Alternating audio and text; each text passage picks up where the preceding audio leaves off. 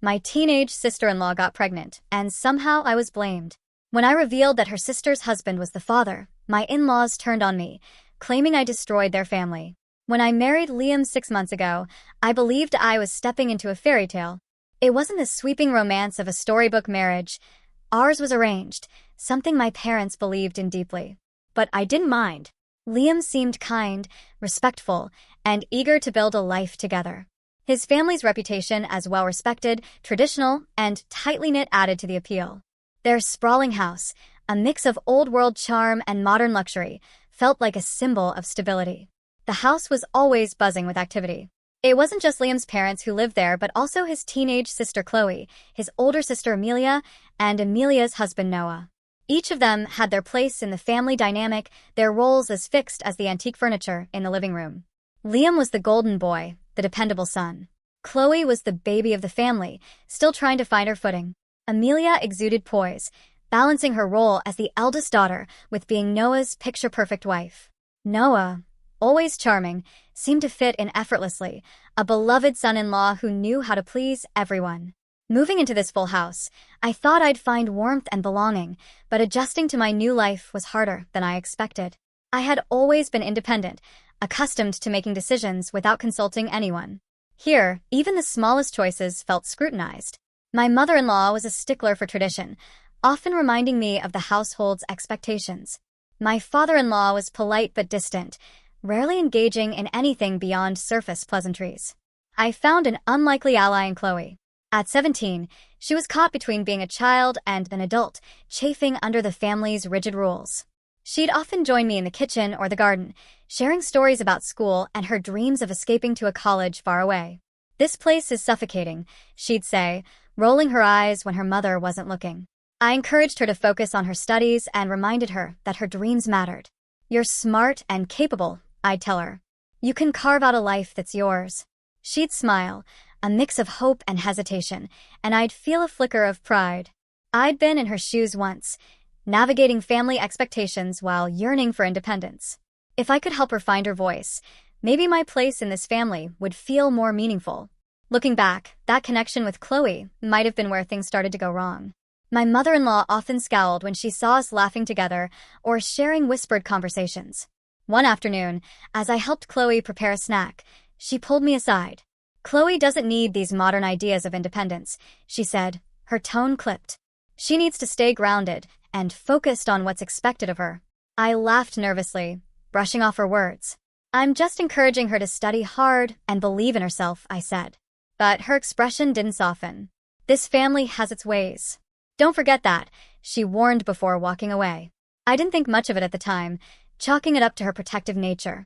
But in hindsight, it was a sign of the storm brewing beneath the surface. My closeness to Chloe, my gentle nudges toward her independence, were already sowing seeds of distrust in a household that valued tradition above all else. Even as I navigated these subtle tensions, I noticed other cracks in the family dynamic. Noah, always so charming and composed, had a habit of lingering a little too long in conversations with me. His compliments, though polite, often felt overly familiar. At first, I dismissed it as my imagination. He was Liam's brother-in-law, after all, and beloved by everyone in the house.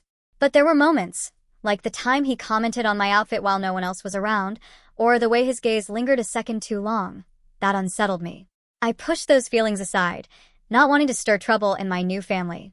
I didn't realize then how those seemingly small discomforts, the quiet warnings from my mother-in-law, and my bond with Chloe would all collide in ways that would shatter everything I thought I knew about Liam's family and about my place within it. I came home that evening, my arms weighed down with groceries, only to be greeted by a wall of raised voices spilling out from the living room. Something was wrong, terribly wrong. I hesitated in the hallway, trying to make sense of the chaos. My mother-in-law's voice cut through the noise like a knife. "How could you let this happen, Chloe? Do you have any idea what this will do to us?" My stomach twisted as I stepped closer, unsure if I should intervene or stay hidden. Through the doorway, I saw Chloe sitting on the couch, her face streaked with tears. Her usually vibrant expression was replaced with one of fear and guilt. Her hands clutched a crumpled tissue, trembling as if it was the only thing holding her together. When her eyes met mine, they were pleading, desperate for someone to help her. Then, In a voice so soft it was almost swallowed by the noise, she said, "I'm pregnant." The room erupted into chaos again. My mother-in-law threw her hands up in despair, pacing the floor as she muttered about disgrace and shame. "This family will never recover from this scandal," she cried.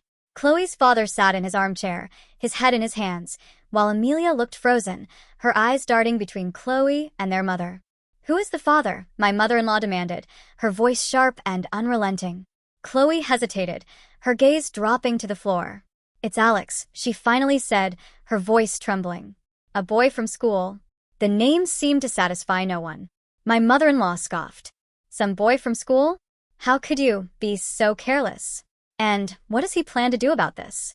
"He doesn't know yet," Chloe whispered, her voice breaking.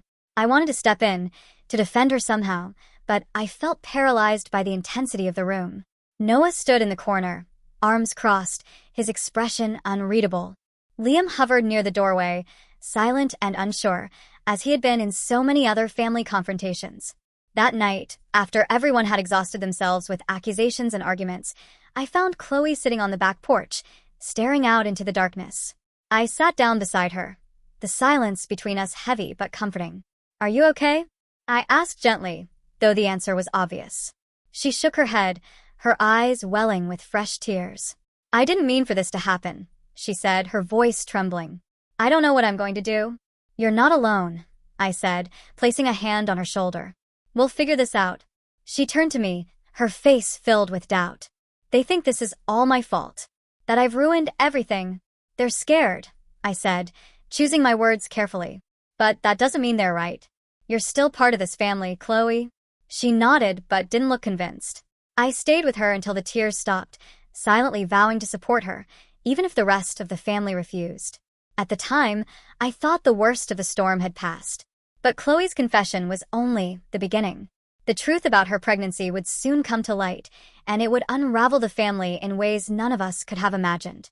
I woke the morning after Chloe's confession, hoping that the dust had settled, that cooler heads might prevail. Instead, breakfast was a battleground.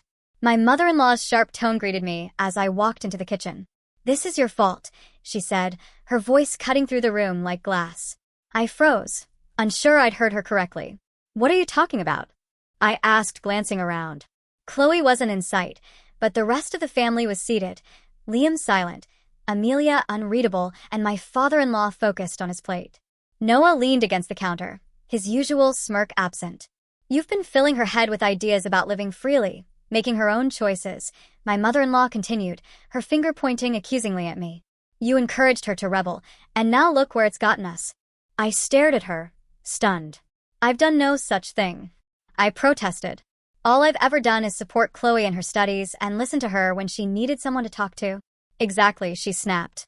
"You've been whispering modern nonsense in her ear since the day you arrived. She used to be such a good girl, but now, look at the mess we're in." The unfairness of her accusations made my chest tighten, but her next words pushed me over the edge. "You're the reason she's keeping this baby instead of fixing her mistake. If you hadn't been here, she'd know better." "No," I shot back, my voice trembling. "She made that decision on her own. And frankly, it's not fair to treat her like this when she's already scared and vulnerable." But my defense only seemed to fuel the fire.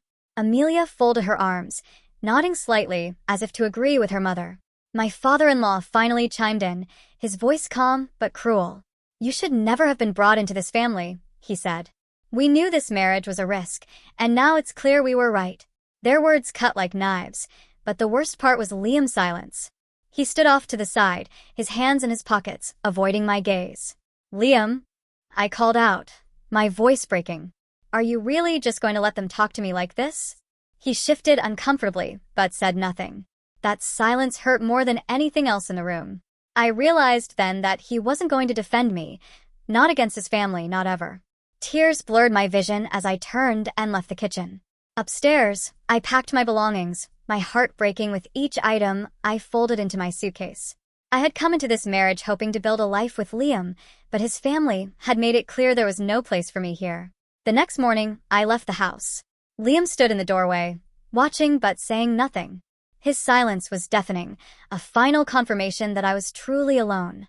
As I walked away, tears streamed down my face. I didn't know where I was going, only that I couldn't stay. I thought it was over then, that I had walked away from the worst of it. But the truth about Chloe's pregnancy would soon come to light, and it would make their accusations look like whispers compared to the storm that was about to hit. The first weeks after I left Liam's family home were a haze of grief and disbelief. My cousin in the city welcomed me with open arms, offering her small couch and a shoulder to cry on. Every night, as I lay staring at the ceiling, I replayed the events over and over in my mind, trying to pinpoint where it all went wrong. I thought about Chloe's tear-streaked face, my mother-in-law's searing accusations, and, most painfully, Liam's silence. I told myself he would call, that he'd realize his family had been unfair, that he'd fight for me. But days turned into weeks, and the phone stayed silent. It felt like a betrayal on top of betrayal, confirming what I had feared. Liam had chosen his family's narrative over me. But amidst my heartbreak, a nagging feeling refused to let me rest. Something about Chloe's confession didn't sit right. Her panic that night had been too raw, too frantic. The way she had clung to Alex's name as the father felt forced, as if she were holding onto a flimsy cover story. I couldn't shake the feeling that she was hiding something or someone. I debated reaching out to Chloe. Part of me felt a responsibility to check on her, but the other part feared her family's wrath. If they found out, it could only escalate the hostility. Besides, Chloe hadn't reached out to me either. Maybe she believed what her parents said, that I had caused this mess by encouraging her independence. Weeks passed with no resolution, and I began to think I'd never find the answers. Then, one rainy afternoon, my phone buzzed with a call from an unfamiliar number. "Hello," I answered cautiously. "It's Maddie," the voice on the other end said, trembling slightly. "Chloe's friend. I need to talk to you." My heart skipped a beat. Maddie had always been around when Chloe and I chatted, a quiet but observant presence. "What's going on?" I asked, gripping the phone tightly. "It's about Chloe," she said. "And it's important. Can you meet me somewhere?" We agreed on a nearby coffee shop, and as I hung up, a knot of apprehension formed in my stomach. Whatever Maddie had to say, I knew it wouldn't be simple.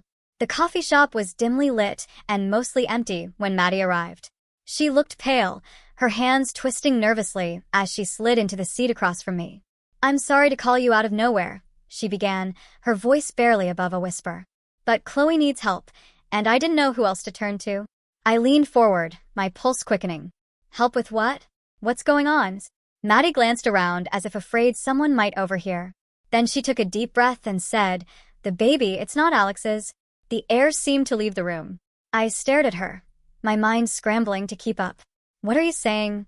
"It's Noah's," she said, her voice cracking. "Her brother-in-law. He's been hurting her for months."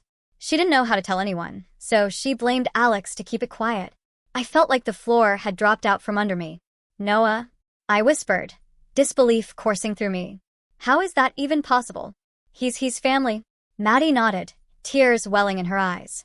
That's why she didn't say anything. She thought no one would believe her. And honestly, she's terrified of what will happen if the truth comes out. I sat back, stunned and horrified. The nagging doubts I'd felt about Chloe's story clicked into place, forming a picture far darker than I'd imagined. I knew then that I couldn't stay silent. The truth needed to come out no matter the cost. When Maddie walked into the coffee shop, I barely recognized her. Her usually bright and cheerful demeanor was gone, replaced by exhaustion and tension. She scanned the room nervously before sitting down across from me, her hands gripping the edge of the table as if to steady herself. "Thank you for meeting me," she said quietly, glancing around as if she expected someone to appear and stop her from talking. I nodded, leaning in. "What's going on, Maddie? What's this about Chloe?" She hesitated, then took a deep breath. "Chloe lied," she said, her voice barely above a whisper. "The baby isn't Alex's. It's Noah's." The words hit me like a punch to the gut. I stared at her, trying to process what she'd just said. "What are you talking about?" I asked, my voice low but firm. "Noah is her brother-in-law." Maddie nodded, tears pooling in her eyes. "I know, but he's been grooming her. For months. He'd find ways to talk to her alone, make her feel special."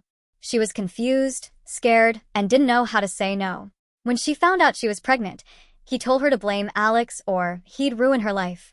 Her words churned in my head, making me feel physically ill. Noah. Amelia's husband. The perfect son-in-law, always so charming. always so helpful. I thought back to moments when he'd been a little too attentive, a little too involved in conversations that didn't concern him. There had always been an undercurrent, something unsettling about him that I dismissed as paranoia. Why didn't she tell anyone? I asked, my voice trembling. She didn't think anyone would believe her, Maddie said, her own tears spilling over now. And honestly, she might be right. Her parents are so focused on their image. They do anything to keep this quiet. The pieces began to fall into place, each one more horrifying than the last. Chloe's fear the night she confessed, the way she clung to Alex's name like a lifeline, her desperation to divert attention away from the truth. It all made sense now. I tried to convince her to come forward, Maddie continued. But she's terrified. She thinks Noah will turn everyone against her, and she doesn't want to hurt Amelia. Anger bubbled up inside me, mixing with the nausea that threatened to overwhelm me. This isn't her fault, I said firmly. Noah did this. He's the one who hurt her, and he's the one who needs to answer for it. Maddie looked at me, her eyes wide. Do you think you can help her? I nodded slowly, even as doubt crept in. I didn't know how I was going to fix this, but I knew I couldn't stay silent. If Chloe's family wouldn't protect her, then I would. Leaving the coffee shop, I felt a mix of resolve and dread. The truth was out now, and there was no going back. I didn't know how the family would react, but one thing was certain. This revelation was going to tear everything apart. I knew what I had to do, but that didn't make it any easier. After leaving the coffee shop, I sat in my car for what felt like hours, rehearsing how I'd approach Chloe. Maddie had given me her number, but when I finally called, my hands shaking as I held the phone, Chloe didn't pick up. I tried again the next day and the next, leaving gentle voicemails, hoping she'd hear the sincerity in my voice. On the fourth attempt, she finally answered. Chloe, it's me, I said softly. There was a long pause before she replied, her voice barely audible. What do you want? I want to help you, I said, keeping my tone calm and steady. I know the truth, Chloe. Maddie told me everything. Her sharp intake of breath was audible even over the phone. She shouldn't have told you, Chloe whispered, panic lacing her words. You don't understand. They'll never believe me. He said no one would. Chloe, listen to me, I said firmly but gently. What Noah did is not your fault. He's the one who hurt you, and he's the one who needs to face the consequences. But you can't keep this secret. You don't have to carry this alone. She started to cry, and my heart broke for her. They'll hate me, she sobbed. They'll think I'm lying. They might react badly at first, I admitted. But the truth is the truth, and it needs to come out. You deserve to be safe, Chloe. Please, let me help you. After a long silence, she whispered, okay, but you tell them. I can't. Her words were a mix of fear and resignation, but they carried a glimmer of hope that maybe, just maybe, someone would stand up for her. Armed with Chloe's confession and Maddie's corroboration, I drove back to the family home, my heart pounding with a mix of fury and determination. It was surreal stepping back into that house, the place where I had once been so thoroughly rejected. The family was gathered in the living room when I arrived, their conversations halting as I walked in. My mother-in-law's eyes narrowed instantly. What are you doing here? She demanded. I need to tell you the truth about Chloe's pregnancy, I said, my voice steady despite the storm brewing inside me. The father isn't Alex. It's Noah. The room erupted into chaos. My mother-in-law shot to her feet, pointing a trembling finger at me. How dare you come into this house and make such disgusting accusations? She spat. My father-in-law looked stunned, his face pale. Liam, who had been sitting silently on the arm of the couch, stood and opened his mouth as if to speak, but said nothing. Amelia, however, sat frozen, her face drained of color. What are you saying? She whispered, her voice barely audible. I took a deep breath and recounted everything Chloe and Maddie had told me, the grooming, the threats, and the lies Noah had used to manipulate Chloe. I didn't sugarcoat anything, my voice firm as I laid out the horrifying truth. Amelia's disbelief turned to horror as the reality of what I was saying sank in. No, she whispered, shaking her head. No, that can't be true. Just as I finished speaking, a voice broke through the tension. She's telling the truth. Everyone turned toward the staircase. Chloe stood there, trembling but resolute, her hands clutching the banister for support. Tears streaked her face, but her voice was steady. Noah is the father, she said, her words cutting through the room like a blade. Amelia's gaze shifted to Chloe, her expression a mix of heartbreak and fury. Chloe, she said, her voice cracking. Why didn't you tell me? The silence that followed Chloe's revelation lasted only seconds, but it felt like an eternity. Then the room exploded. This is madness, my mother-in-law screamed, rising from her seat as if the force of her denial could erase Chloe's words. Noah would never do such a thing. He's family. He's not capable of something so vile. Her voice cracked, trembling with anger and desperation. Amelia, pale and rigid, stared at Chloe. You're lying, she said, her voice breaking, her eyes wide with disbelief. Tell me you're lying, Chloe. Tell me this isn't true. Tears streamed down Chloe's face, but she didn't look away. Her voice was barely above a whisper, yet it carried the weight of a truth too painful to deny. I'm not lying, Amelia, she said. He's been doing this for months. I didn't know how to tell you. I was so scared. Noah, who had been lurking near the edge of the room, finally broke his silence. His tone was defensive, sharp, and tinged with anger. This is ridiculous, he snapped, stepping forward. She's confused. She doesn't know what she's saying. He turned his glare toward me, his expression darkening. You've been filling her head with lies, haven't you? Trying to turn her against me. Against this family. Noah, stop, Chloe said, her voice trembling but resolute. You know it's the truth. You know what you did. Her words hung in the air, and for the first time, Noah faltered. His polished exterior cracked, revealing something uglier beneath. You're overreacting, he muttered, his voice low and dismissive. It wasn't like that. Amelia's face crumpled as the truth began to sink in. She turned on Noah, her expression shifting from disbelief to fury. You did this, she hissed, her voice shaking with rage. To my sister? My baby sister? Noah opened his mouth to respond, but Amelia didn't wait. She lunged at him, her screams filled with a raw, guttural pain that echoed through the room. How could you? She shrieked, clawing at his shirt before Liam and their father managed to hold her back. Get out! Amelia screamed, her voice cracking under the weight of her anguish. Get out of this house.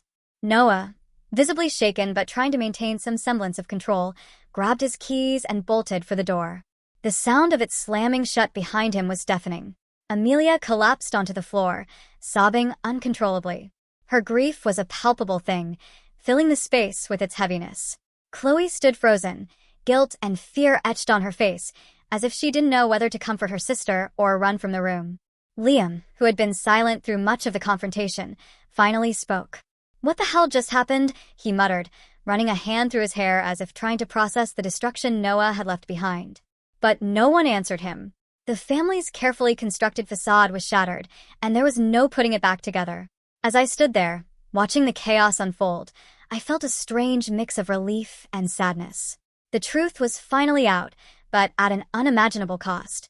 Chloe's bravery in speaking up had revealed the rot at the core of this family, and there was no turning back. Amelia's sobs and Chloe's haunted expression stayed with me as I left the house that night.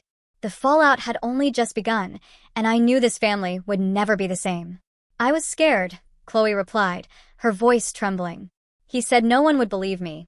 He said he'd ruin everything. For a moment, the room was silent, the weight of Chloe's words settling over everyone. Then, my mother-in-law exploded again, her anger deflecting from the truth. This is a lie. You've been brainwashed by her, she yelled, pointing at me. You're trying to tear this family apart. But it was too late. The truth was out, and there was no taking it back. Amelia broke into sobs. Liam turned away, and Chloe collapsed into a chair, her fragile strength finally giving out. Noah, who had been conspicuously absent from the confrontation, had no idea what awaited him. But I knew this was only the beginning of the fallout. I returned to the family home a few days after the confrontation, hoping to check on Chloe and Amelia. Chloe had been through enough, and Amelia, despite her fury at Noah, had seemed completely broken. But as soon as I stepped into the house, the icy stares from my in-laws told me I wasn't welcome. My mother-in-law wasted no time unleashing her venom. This is your fault, she hissed, her words dripping with cold fury. I froze, staring at her in disbelief. What are you talking about? I asked, my voice steady, but edged with anger. If you hadn't meddled, none of this would have come out, she spat. You've been stirring the pot since the moment you married into this family. You encouraged Chloe to rebel. You filled her head with nonsense. And now look at what you've done. You're blaming me? I asked incredulously, my voice rising despite my efforts to stay calm. Noah is the one who hurt Chloe, not me. I didn't cause this. He did. And instead of protecting Chloe, you're trying to sweep it under the rug? How can you live with yourselves? My father-in-law, who had been silent up until now, stepped forward, his face flushed with anger. You've ruined our family, he said, his voice low but threatening. If you'd stayed out of it, we could have handled this privately. But no, you had to make it a spectacle. A spectacle? I snapped, shaking my head in disbelief. Do you even hear yourselves? You're more worried about your reputation than what Noah did to your daughter. Chloe needed you, and you failed her. But my words didn't seem to register. Their anger wasn't rooted in reason. It was born out of their own shame and denial. They couldn't face the truth of what had happened under their roof, so they turned their fury on the easiest target. Me. What hurt the most, though, was Liam's silence. He stood in the corner, his arms crossed, his expression unreadable. I turned to him, my voice trembling. Liam, say something. Please. He glanced at me, then at his parents and back again. Finally, he muttered, this isn't the time to assign blame. We need to figure out how to move forward. Assign blame? I repeated, my voice breaking. Your brother-in-law abused Chloe, and your parents are blaming me. And you're just going to stand there and say nothing? He didn't respond, and his silence cut deeper than any of their accusations. In that moment, I realized something I'd been avoiding for months. I would never have a place in this family. No matter how hard I tried, no matter how much I cared, they would always view me as an outsider, someone to scapegoat when things went wrong. I left the house that day feeling a strange mix of heartbreak and clarity. I couldn't stay. Not for Chloe, not for Amelia, and certainly not for Liam. I had fought for this family long enough, but they had shown me time and again that they weren't willing to fight for me. Chloe texted me that night, apologizing for her parents' behavior. It's not your fault, she wrote. You're the only one who ever stood up for me. Thank you. Her words were a small comfort, but they didn't make the pain go away. The truth had come out, but it had left destruction in its wake. The family I had once hoped to belong to was gone, replaced by a toxic mess of denial and blame. I didn't know what my next step would be, but one thing was certain. I couldn't stay tethered to this family anymore. It was time to let go, no matter how much it hurt. After the confrontation that shattered whatever remnants of normalcy remained, I knew I couldn't stay. The air in the house had grown thick with resentment and hostility, leaving no room for reconciliation. Packing my belongings for the second time since I married into this family was a bitter reminder of how much I had tried, and failed, to make things work. As I folded the last of my clothes into my suitcase, Liam appeared in the doorway, his expression conflicted. He lingered for a moment before stepping inside. You're just leaving? He asked, his voice low and tinged with frustration. I didn't look up. What choice do I have? I replied, my tone flat. Your family has made it clear that they'll never see me as anything but the enemy. You don't have to go, he said, moving closer. I know things are bad right now, but we can work through this. We can fix it. His words sparked a bitter laugh that escaped before I could stop it. I turned to face him, meeting his gaze for the first time in days. Work through this? I said, shaking my head. Liam, you've stood by in silence while your family blamed me for everything. When Chloe needed someone to defend her, you said nothing. And now that the truth is out, you still haven't chosen a side. His face flushed, and for a moment, I thought he might argue. But instead, he dropped his head and muttered, I didn't know what to do. That's the problem, I said, my voice softening but remaining firm. I can't build a life with someone who doesn't know how to stand up for what's right. I love you, Liam, but I need more than silence. I zipped up my suitcase and reached for the handle. I can't keep fighting for us when you won't fight for me. Liam didn't stop me as I walked out of the room, my suitcase in tow. The house felt suffocating as I made my way to the door, the weight of unspoken words pressing down on me. In the living room, my in-laws sat whispering, their glances as cold and cutting as their accusations. Chloe was at the kitchen table, her face pale, her hands folded in her lap. She looked up as I passed, her eyes filled with guilt and sadness. I paused, hesitating for a moment. Chloe, I said gently, if you ever need me, I'm just a phone call away. Her lips trembled, and she nodded, tears pooling in her eyes. Thank you, she whispered. Those two words stayed with me as I walked out of the house for the last time. In the weeks that followed, the fallout from Noah's actions rippled through the family, leaving destruction in its wake. Amelia filed for divorce almost immediately. Her initial heartbreak hardened into quiet fury as more women came forward with stories of Noah's predatory behavior. The community was shocked, whispers spreading like wildfire about the perfect son-in-law who had hidden such darkness. Chloe moved in with Maddie's family, away from the toxic environment of her parents' home. They offered her the support she desperately needed, helping her navigate her pregnancy and reclaim some sense of stability. I stayed in touch with her through texts and occasional calls, relieved to know she had found a safe place to heal. As for Liam, he reached out several times, leaving voicemails that ranged from apologies to pleas for reconciliation. Each one felt like a stab to an already wounded heart. "I know I messed up," he said in one message. "I should have done more," said Moore. "I still love you. Please give me a chance to make this right." But I didn't answer. His silence during the moments that mattered most spoke louder than any words he could offer now. He had chosen his family's comfort over doing what was right, and I couldn't unsee that. Breaking free wasn't easy, but it was necessary. For the first time in months, I could breathe without the weight of blame and betrayal pressing down on me. The scars from this chapter of my life would remain, but they were a reminder of my strength and of the importance of walking away from what no longer served me. Months later, I found myself sitting on the windowsill of my small apartment in a new city, watching the snow fall gently outside.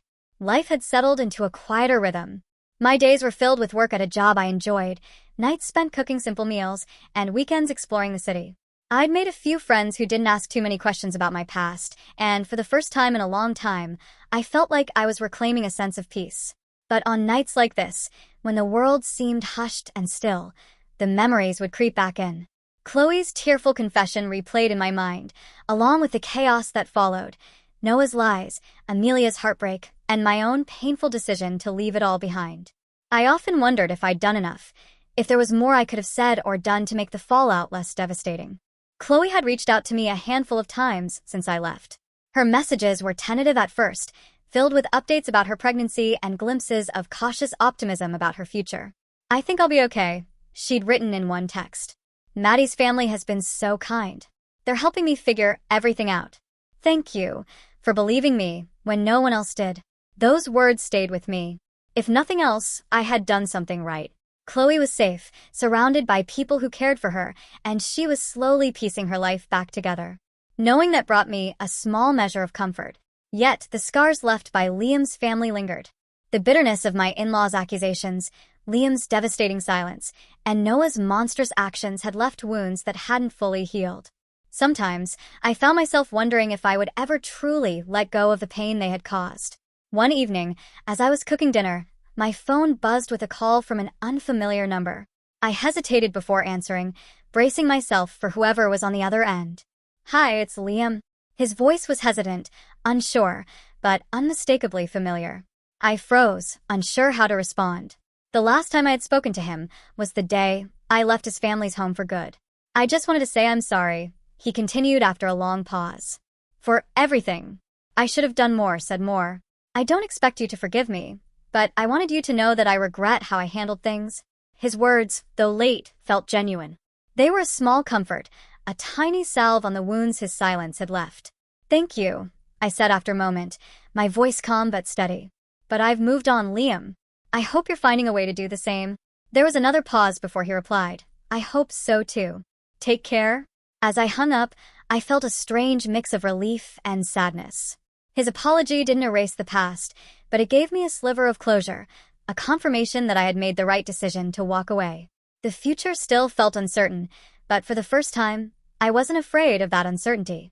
Chloe was safe. Noah was being held accountable for his crimes, his carefully constructed facade shattered by the truth. And I had carved out a small space in the world for myself, far away from the toxicity of Liam's family. I didn't know what the next chapter of my life would hold, but I was determined to keep writing it on my own terms. One step at a time, I was building something better, something mine. The story wasn't over, and maybe it never would be. But for now, I was free.